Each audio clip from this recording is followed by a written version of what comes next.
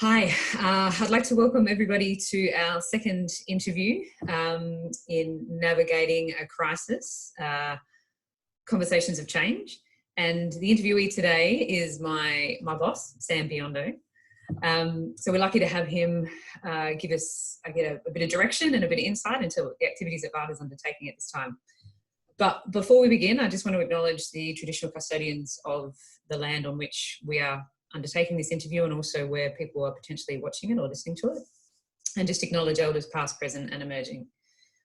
And the purpose for, I guess, these conversations and these opportunities to understand what other people are doing at this time is so we can actually learn from each other, and we can understand that we all might be taking different perspectives and different approaches, but where are the points of similarity? Where are the points that we can support each other? And what's the vision that we're ultimately moving towards as we navigate our way through this? So, are you ready to go, Sam? No. So the first question is, what is VAADA currently doing to try and support the sector, to try and ensure that the sector can continue with as minimal impact, I guess, as can be possible at this time? And how are we attempting to do that ensures the safety, humanity and dignity for everybody involved? Well, the essential role that VAADA has is to try and represent the sector to government and be a go-between between them and us and the sector, and advocate on behalf of clients.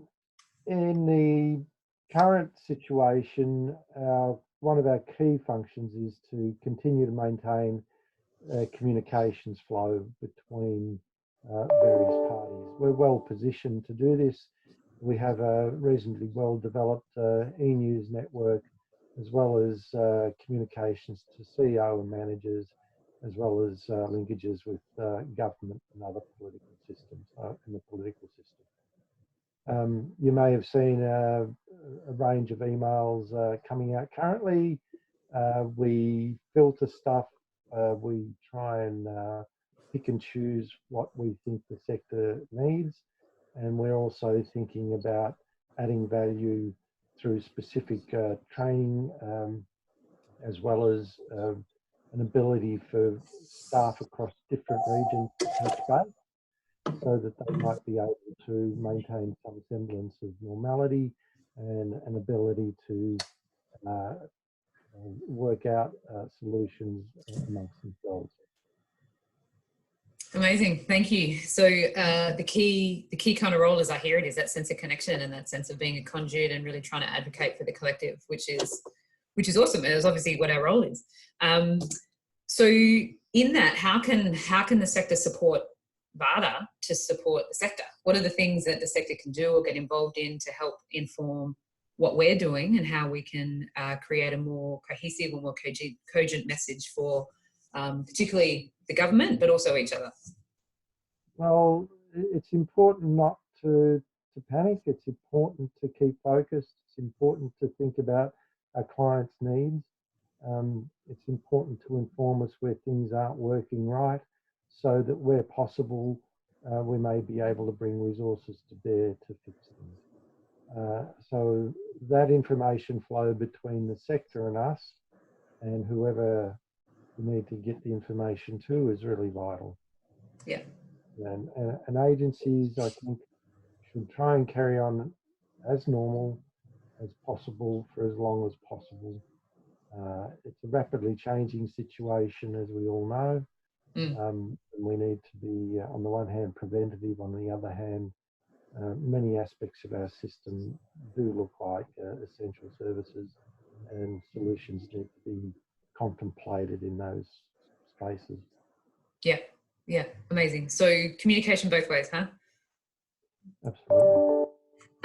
And this question might be a bit tricky for you, Sam, but it's all about, I guess, notwithstanding the real dire impact that this has had on people and the community in general. But I have been asking people about their positive reframe for what is potentially possible. What are the opportunities, or what are the learnings or the lessons, or what is the space that something like this has created to try to bring around some positive change?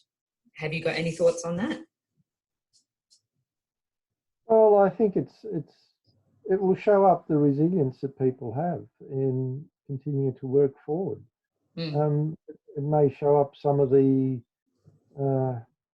internal shortfalls we have in the process as well, and they're things that can be worked on in due course.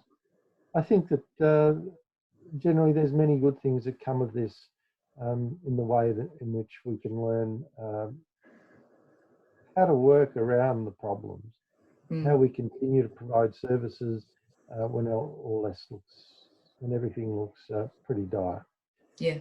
This Zoom thing that we're doing at the moment, it's a classic example of a workaround. We're caught up with a range of groups, including the AAD Community Services focus at the moment.